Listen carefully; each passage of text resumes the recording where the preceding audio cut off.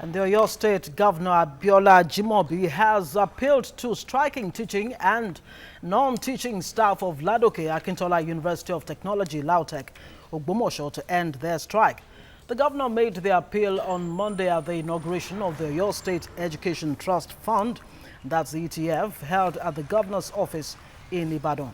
Workers of the institution had embarked on a strike action over unpaid salaries and subvention.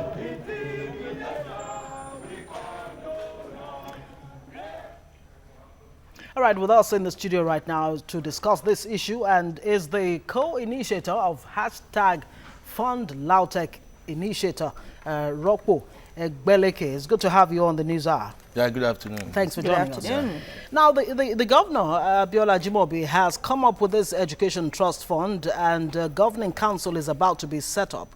Are these not enough, really, to get the workers back to the school, as he's been appealing to them? Yeah, the problem that the university is facing is multifaceted. Okay. I will try to give the short narrative of the problem. The school has the financial funding issue. It has been going on for more than 3 years now, since 2013. The Osun State governor has said that it's incapacitated, he cannot fund the school again because Osun State University is very young. He is expecting LAUTECH, that is 27 years old, to be able to be self-financing. But the present situation we have now is that there was a panel, visitation panel report, to check on the finances and on how they can solve this problem of the university.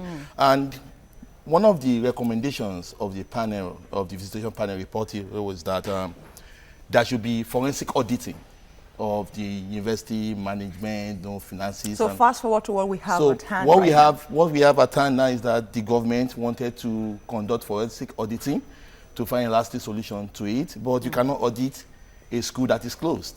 You need to have staffs inside the university before you can audit. But the staffs are being owed 9 months' salary, so they are insisting that they are not going to resume. Okay. So we understand, Ropo, that you and some other old boys or old girls are coming together to come to the rescue. Yeah. What do you have in mind? Yeah, what we have in mind is that since we are in a logjam, the state government is saying we are not ready to pour money into the empty basket. We need to know how we have been running the school for the past 5 years since there was no auditing. So they need the staff to go back to school. But the staff are saying, no, you are owing us money, we are not going back. Yeah. So now the students are the one, you can imagine, we have students in 400 levels since 2015, they are still in 400 level in 2017. So they have practically spent 18 months for a semester. So apart from the fact that people that want to get transcripts, they cannot get transcripts, people are losing their jobs because of verification and certification. So what sort of intervention do you have in mind? So the Fund LAUTECH intervention is that it's like a mediative role. Okay. If the government is insisting on that no audit, no pay, and the staffs are insisting that we are not resuming without at least collecting some of our backlog. So the Fund LAUTECH initiative, okay, if that is a problem, we can raise some money through crowdfunding initiative. It's crowdfunding. We can get 1,000 naira from 1 million people. That's 1 billion. Then we put the money at the center of the table. You don't worry. You do your auditing, but staff come inside. We give them like 2 months' salary, like a bailout. Then you come and do your auditing. After you come up with everything you have solved, then when you pay them, we take our money back. Then it goes into endowment fund. So you believe that this really should solve the problem, but how fundamental is the issue of co-ownership between Oyo State and Osun State? Some say that that is really at the root of the problem. Yeah, it's one of the problem, because if you look at it, Oyo State is not owing too much. Like the salary, Oyo State is owing like 1-point-something billion, Osun State is owing like 6 billion. So, but Oyo State, with your partners, we need to come up on the level of time. But they are from the same party. We are stakeholders. So we are saying that the students are the one that is suffering. 32,000 students have been stagnant since 2015. People, you can imagine, idle mind, 32,000.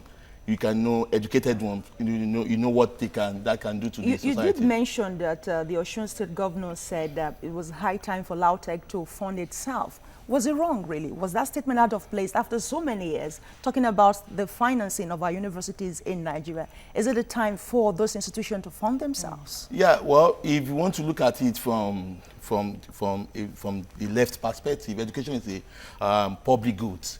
You know, it is a right of everybody, you know, to be educated.